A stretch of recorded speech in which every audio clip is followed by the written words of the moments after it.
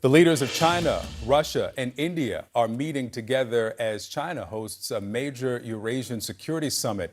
More than 20 leaders are expected at the Shanghai Cooperation Organization's meetings. China's leader, Xi Jinping, is using the summit to present China as a stable alternative to the U.S.-led world order. And this is happening as President Trump's tariffs upend trade negotiations and countries' alliances. One of the high-profile attendees in is India's Prime Minister Narendra Modi. It's his first visit to China in 7 years. Now, Russian President Vladimir Putin, also there, is expected to stay for 4 days.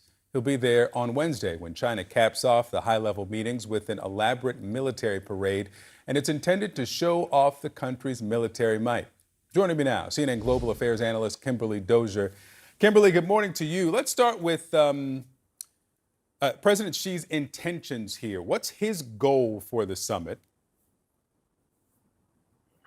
Well, he is taking advantage of the tariff disarray to present China as the alternative and showing that he can master all of these forces together in a Eurasian economic, political, and military bloc of sorts that rivals anything that the West and the U.S.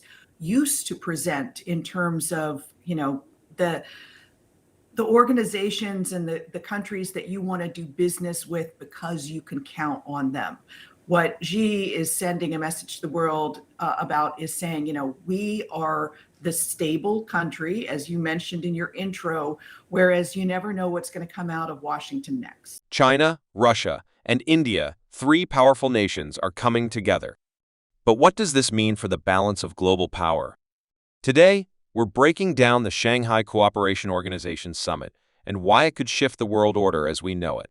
Yeah, we're showing the video now of this bilateral meeting here between China and India, and Narendra Modi on the screen now. Talk about his involvement and his, growing alliance with China, considering just days ago the announcement of those 50% tariffs on Indian imports into the U.S. Yeah, India and China have been at odds for years over a border dispute and a clash several years ago that was deadly and killed several Indian forces. But the more Washington beats up on Delhi, the more Modi has reached out to China and also been embraced by Xi. The latest tariffs imposed on India are an extra 25%, totaling 50%. And that extra 25% is a complaint by the US that India is buying crude oil from Russia. Now, this is hypocritical in a number of different ways. The US isn't levying similar tariffs against China, which buys even more oil from Russia. And a large portion of the oil that India imports from Russia, it refines and then sells on to the European Union, which is supporting Ukraine. So why not beat up the European Union economically over purchasing this Russian oil? That's not happening. And so from the Indian point of view, this is manifestly unfair and another reason to take a look at who they do business with. And China's looking like the more stable partner. Yeah. President Xi Jinping wants to show China as a stable alternative to the U.S.-led world order. And with America's trade wars and tariff-shaking alliances, Xi sees the perfect opportunity. Vladimir Putin also in China for this summit. He'll also stay for the military parade midweek. The last time I think many people saw a world leader roll out a red carpet for Vladimir Putin, it was President Trump a little more than 2 weeks ago in Alaska. And that was to try to get to some peace talks, to some ceasefire. At least that's what he walked in trying to get. Where does that appear to go now? Because the latest reporting is that the president is frustrated. He's a week into the 2 weeks that he said he'd know whether he could really get some progress out of Vladimir Putin. Yeah, the Alaska summit graced Putin with a photo opportunity, but he's made absolutely no sacrifices so far on the battlefield.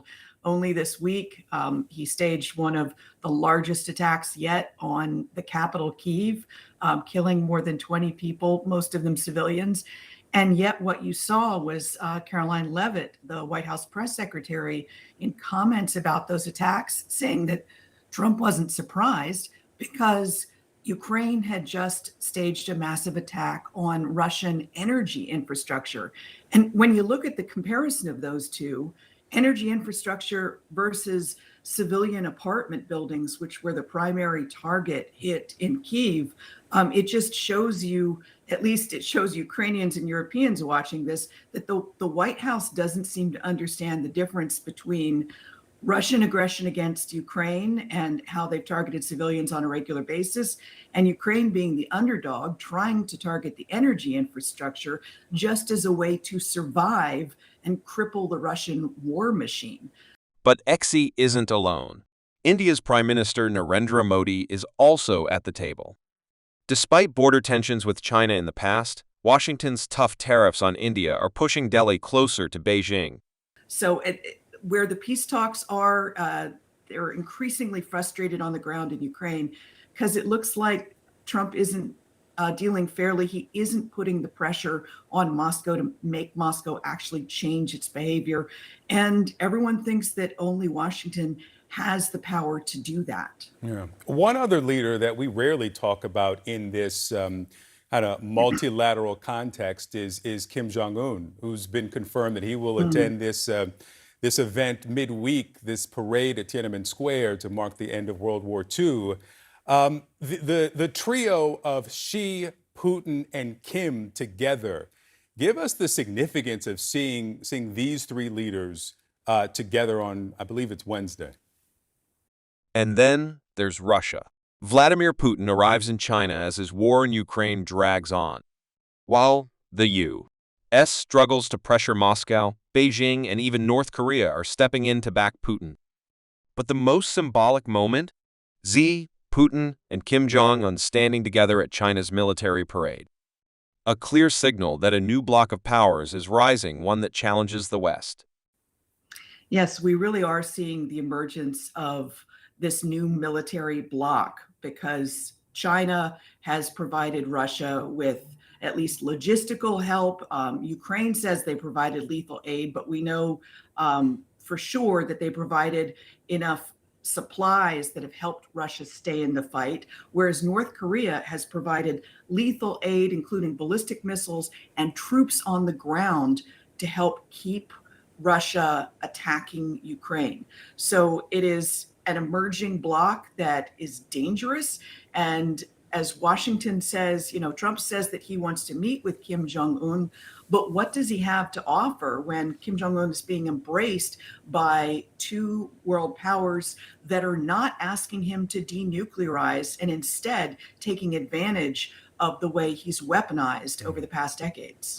Kim's first visit to China since 2019. Rare to see him leave his country. Kimberly Dozier, thank you so much.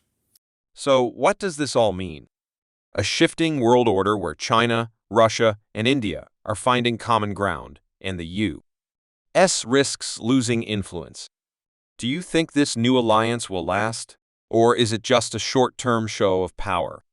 Let me know your thoughts in the comments below.